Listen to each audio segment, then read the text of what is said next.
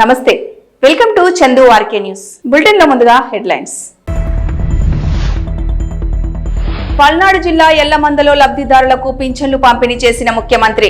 లబ్ధిదారుని ఇంట్లో స్వయంగా కాఫీ కాచిన చంద్రబాబు. ప్రజా వ్యతిరేక పాలనపై వైఎస్ఆర్సీపీ పోరాటం చేస్తోంది. మాజీ మంత్రి గుడివాడ అమర్నాథ్. ఆసుపత్రిలో స్టెప్పులేసిన వినోద్ కాంబ్లీ. చక్దే పాటకు హాస్పిటల్ సిబ్బందితో డ్యాన్స్ చేసిన మాజీ cricketer Vinod Kambli video viral. Palnadu జిల్లా యలమందలో పింఛన్ లబ్ధిదారు ఏడుకొండలు ఇంటికెళ్లిన సీఎం చంద్రబాబు దీపం పథకం గురించి ఆరా తీసి ఏడుకొండలు ఇంట్లో స్వయంగా కాఫీ తయారు చేసి కుటుంబ సభ్యులకు అందించారు చంద్రబాబు. ఏడుకొండలు కుటుంబ పరిస్థితులు తెలుసుకొని అతను దుకాణం పెట్టుకునేందుకు బీసీ కార్పొరేషన్ ద్వారా 5 లక్షల రుణం ఇప్పించాలని, అలాగే ఇంటి నిర్మాణం పూర్తి కోసం కూడా రుణం ఇప్పించాలని అధికారులను ఆదేశించారు ముఖ్యమంత్రి నారా చంద్రబాబు నాయుడు.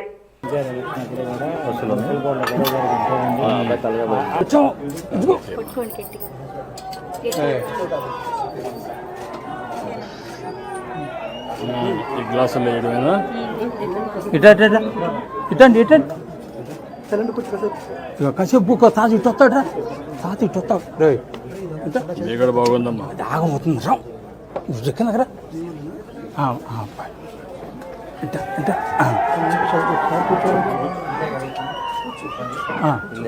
ఇల్లాను అబ్బాయి ఏదన్నా లోన్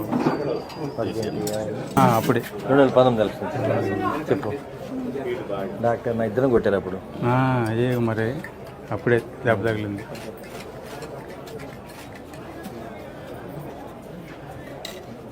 పిల్లలకు కూడా కాఫీ నేర్పించారా? ఇంకా లేదు కదా, వాళ్ళేనా కాఫీ నేర్పించలా?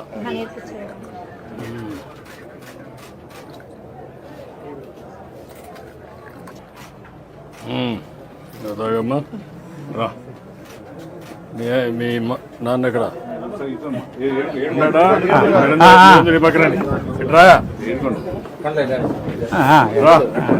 కూర్చుని రమ్మ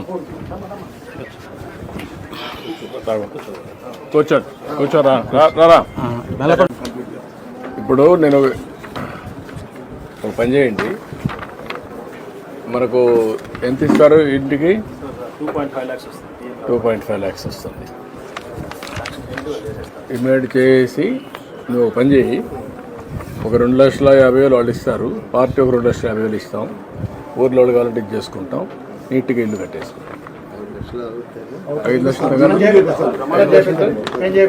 5 లక్షలతో అయిపోతుంది కదా. ఏదైనా ఎక్కువ పడి చెప్పండి, అది కూడా ఇస్తాం. కాల్ నువ్వు చెప్పి కట్టేయమంటాను. ఒక 6 నెలల్లో ఇల్లు కట్టేసుకోండి. మొన్న రీసెంట్ యాక్సిడెంట్ జరిగి ఇంతకుముందు కరెంట్ పోల్స్కి లైట్లో చేసుకుంటున్నాను. ఊళ్ళో చిన్న చిన్న రిపేర్ చేస్తా ఏదో ఉపాధి పొందుతున్నాను. మనం యాక్సిడెంట్ జరిగినాక పోల్స్ ఎక్కడ కుదరక కుర్రోళ్ళు రిపేర్ చేసుకోవాలి. కుర్రోళ్ళు పెట్టి నాకేం రావట్లా. నాకు ఎప్పుడు కరెంట్ తెలుసు కాబట్టి ఏదైనా సొంతంగా ఒక షాప్ పెట్టుకున్నాను. షాప్ పెట్టిస్తావు, అది కూడా ఇచ్చేసేయండి. నువ్వేంటి కమ్యూనిటీ ఏంటి? రజిక. ఓకే, 5 lakhs లోన్ ఇస్తారు sir. 2.5 lakhs subsidy. 2.5 lakhs subsidy, 2.5 lakhs loan, 5 లక్షల రూపాయలు. 5 లక్షలు సరిపోతుంది, చేసుకోగలుగుతావా?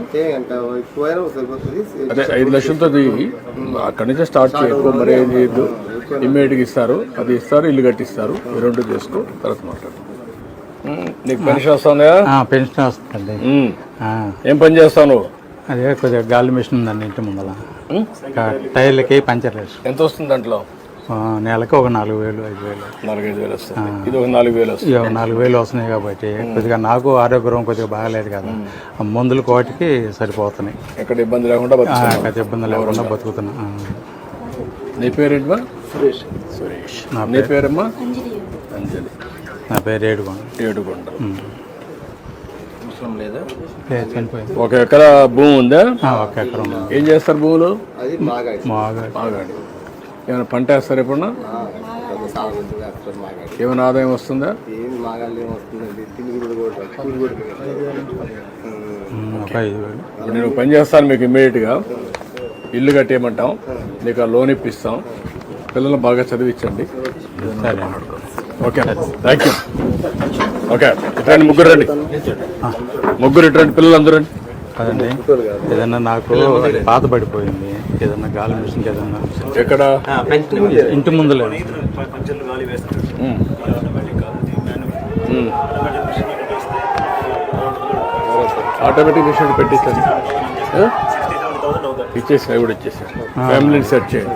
ఏదండి పేరు చెప్పుకొని పక్కన బతుకుతా.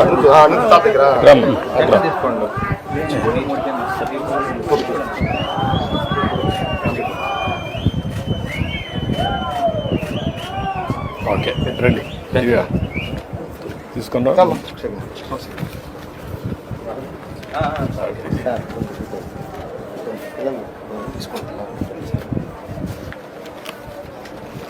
సార్ పిల్లలు వస్తే ఉంటుందా?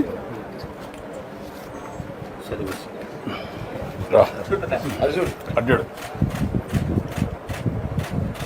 కరెక్ట్గా ఇస్తున్నారా? కరెక్ట్గానే ఏం ప్రాబ్లమ్స్ ఏం ప్రాబ్లం లేదండి. ఎంతమందికి ఇచ్చారు? పొద్దున్నే వచ్చి ఇంటికి వచ్చి 64 ఉన్నాయి సార్, 62 కంప్లీట్ చేశారు సార్. 62. ఆ 2 లేరా వాళ్ళు? లేదు సార్, హాస్పిటల్స్. ఇటండి ఇంకో ఇటండి ఇంకోకాయ అడ్డాడు అడ్డాడు.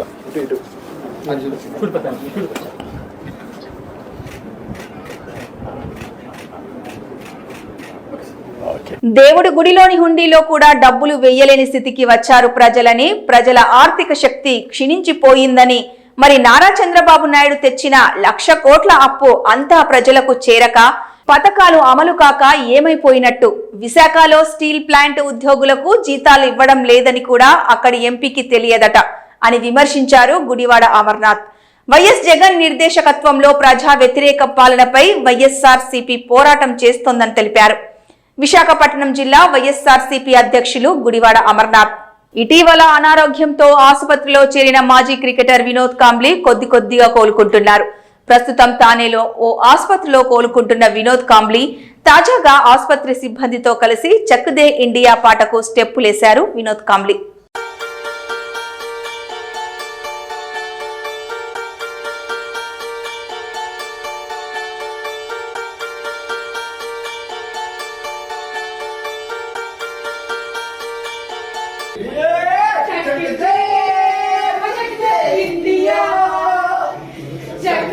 పల్నాడు జిల్లా యలమందలో లబ్ధిదారులకు పింఛన్లు పంపిణీ చేశారు ముఖ్యమంత్రి నారా చంద్రబాబు నాయుడు.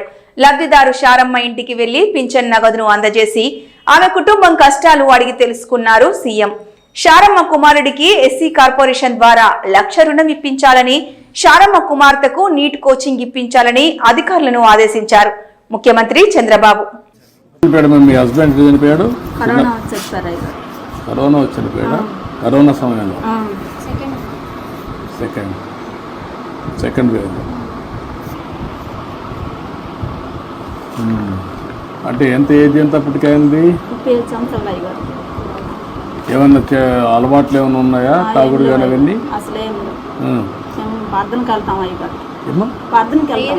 ప్రేయర్కి వెళ్తాను. అలవాట్లు ఏం లేవు.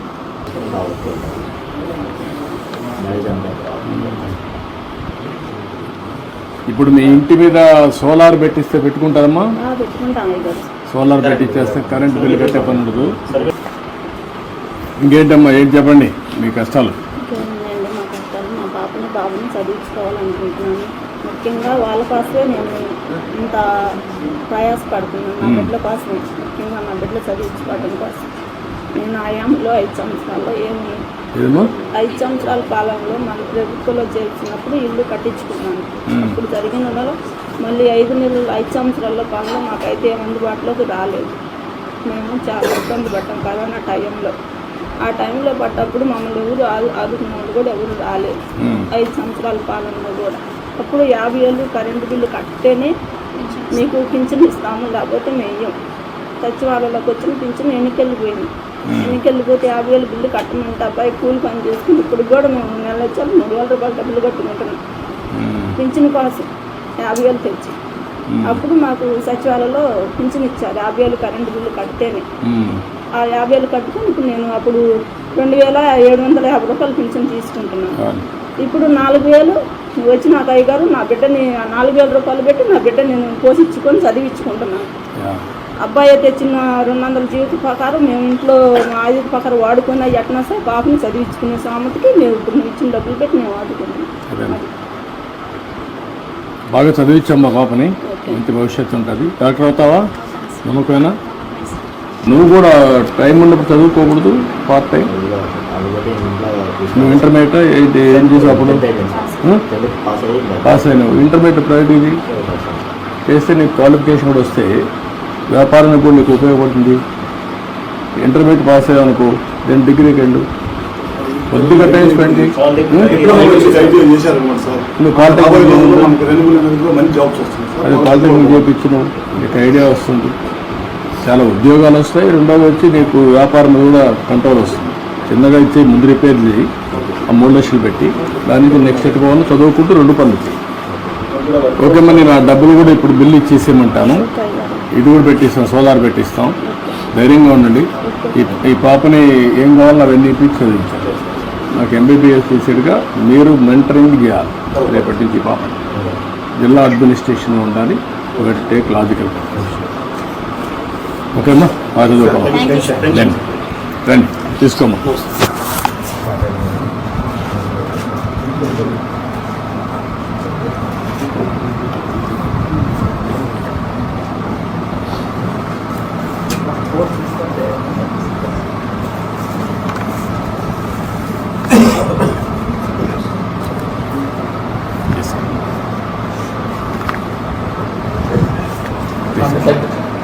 రామ్ అటు ఇట్లా లేమ్మా.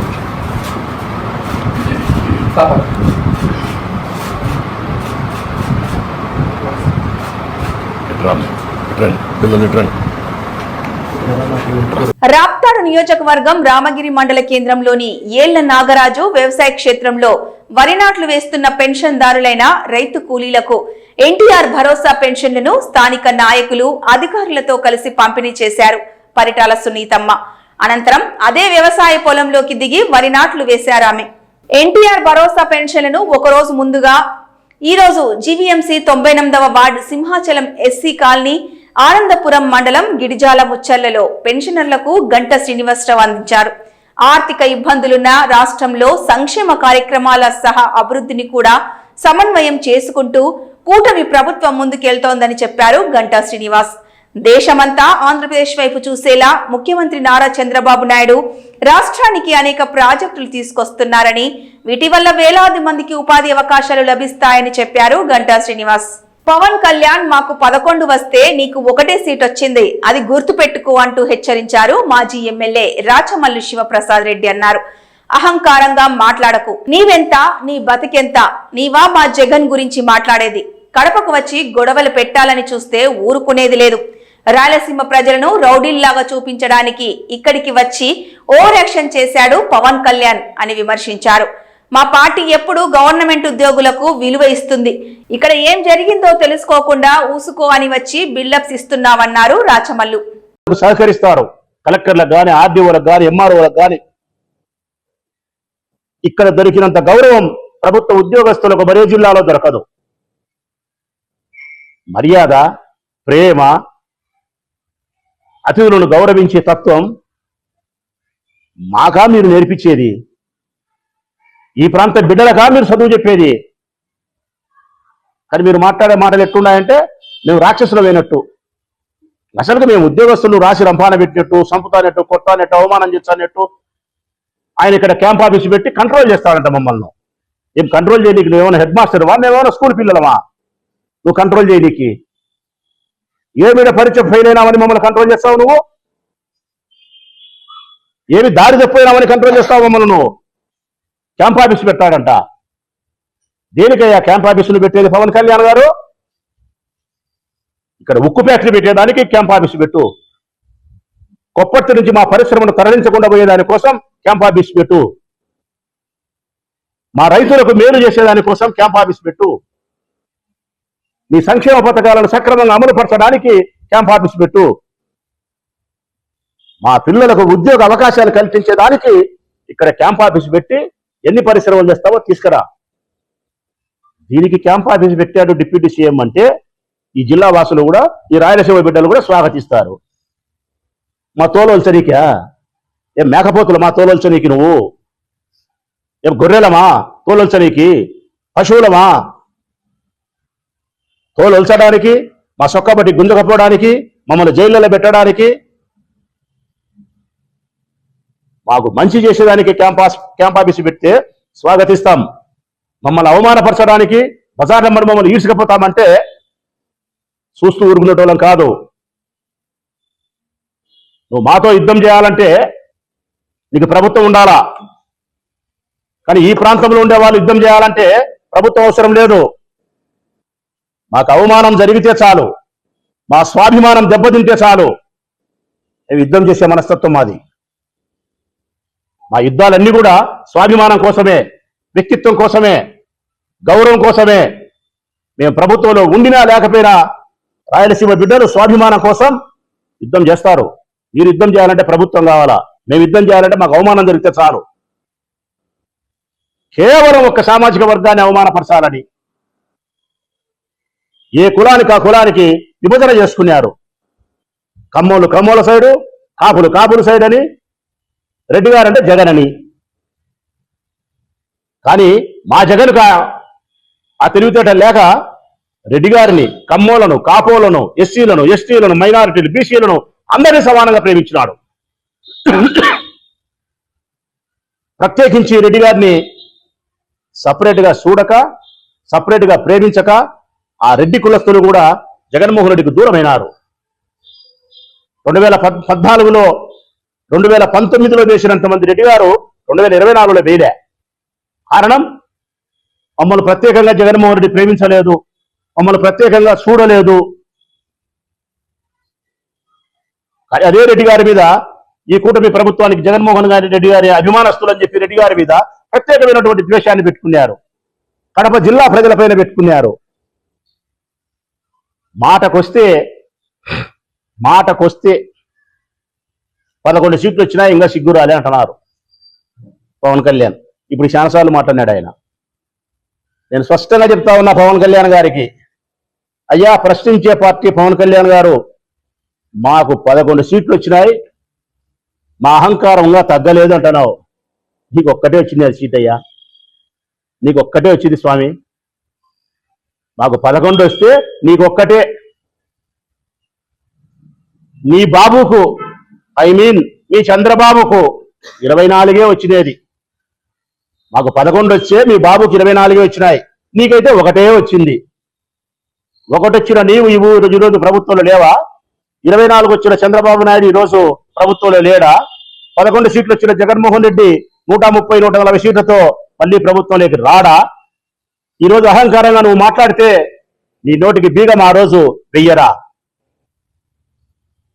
నువ్వు ఏ రోజైతే చెప్పు తీసుకొని వైఎస్ఆర్ కాంగ్రెస్ పార్టీ వాళ్ళని చెప్పుతో కొడతానని చెప్పి బహిరంగంగా చెప్పు చూపించినావో ఆ రోజే జగన్మోహన్ రెడ్డి నీ నోటికి బీగ వేసింటే ఇంత దూరం మాట్లాడేవాని కాదు. నువ్వు జగన్మోహన్ రెడ్డి గారు మంచోడై నువ్వు చెప్పుతో కొడతా వైఎస్ఆర్ కాంగ్రెస్ పార్టీ ఎమ్మెల్యేలని చెప్పి బహిరంగంగా మాట్లాడినప్పుడు కూడా నిన్ను శిక్షించకుండా పోవడం వల్లనే నీ నోటికి ఎంత మాటలు వస్తున్నాయి. ఎంత అహంకారం అంటే అంత అహంకారంగా ప్రవర్తిస్తా ఉన్నావు. దేశంలోనే మొట్టమొదటిసారిగా కన్యాకుమారిలో అద్దాల వంతెన నిర్మించారు. ఈ ఫైబర్ గ్లాస్ వంతెనను సీఎం ఎంకే స్టాలిన్ ప్రారంభించారు. వివేకానంద మండపం, తిరువల్లువర్ విగ్రహాన్ని కలిపేలా దేశంలోనే మొదటిసారి సముద్రం మధ్యన గాజు వంతెనను తమిళనాడు ప్రభుత్వం 37 కోట్లతో నిర్మించింది. దీని పొడవు 77 మీటర్లు, వెడల్పు 10 మీటర్లు.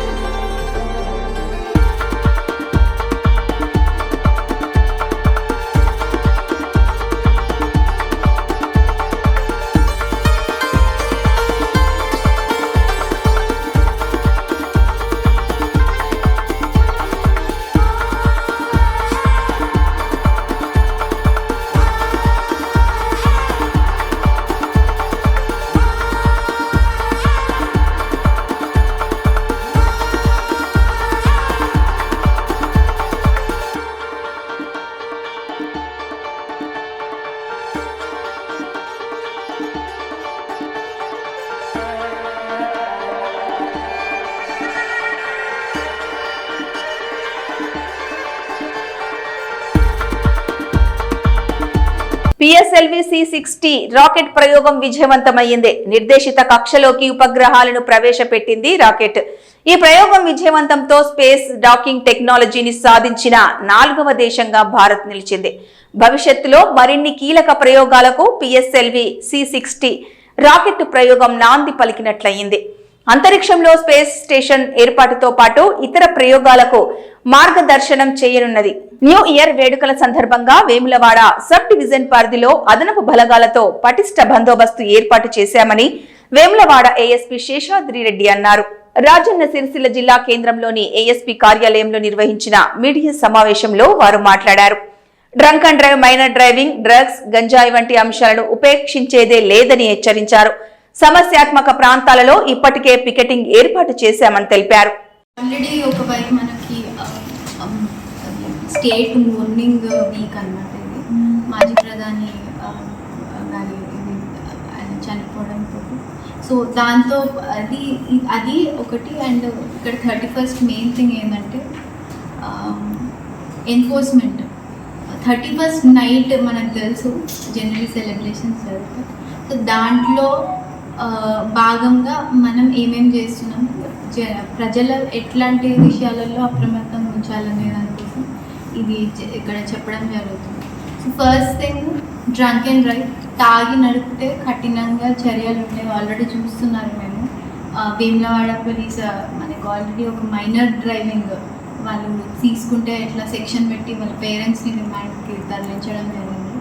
So please be careful. అక్కడెక్కడ కూడా కొంచెం కూడా ఉపేక్షించేది ఉండదు. Minor driving and drunk and driving both, రెండు కూడా. డ్రంక్ అండ్ డ్రైవింగ్ కూడా ఈ మధ్య జైలు శిక్ష చేస్తున్నారు. So please be careful. పుట్టిన తప్పించుకుంటా అంటే రాదు. ఈ రెండు మెయిన్ థింగ్. అది కాకుండా ఇంపార్టెంట్ జంక్షన్స్లో పికెట్స్ పెట్టేసి చెక్ పోస్ట్ ఉంటాయి. సో ఎట్లా కూడా ఎలాంటి ఏది చేసినా కూడా తప్పించుకోవడానికి ఉండదు. ప్లీజ్ బీ కేర్ఫుల్గా. అది కాకుండా రోడ్ల మీద కేక్ కటింగ్స్ ఇట్లాంటివి నాట్ అలౌడ్. ఇంట్లో చేసుకోండి, హ్యాపీగా చేసుకోండి.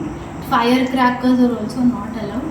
అది ఎట్లాంటి పరిస్థితులు అవి కూడా వాడకూడదు. నెక్స్ట్ థింగ్ వచ్చేసి ఇంకా నేరస్తులు సర్వేలెన్స్ అనేది ఇంకా టైట్గా పెట్టినాము. 31st నైట్ నేపథ్యంలో జనరలీ క్రైమ్ చేసేవాళ్ళు అండ్ కొన్ని ట్రబుల్ ఏరియాస్. ఇవి ఈ బులెటిన్ అప్డేట్స్.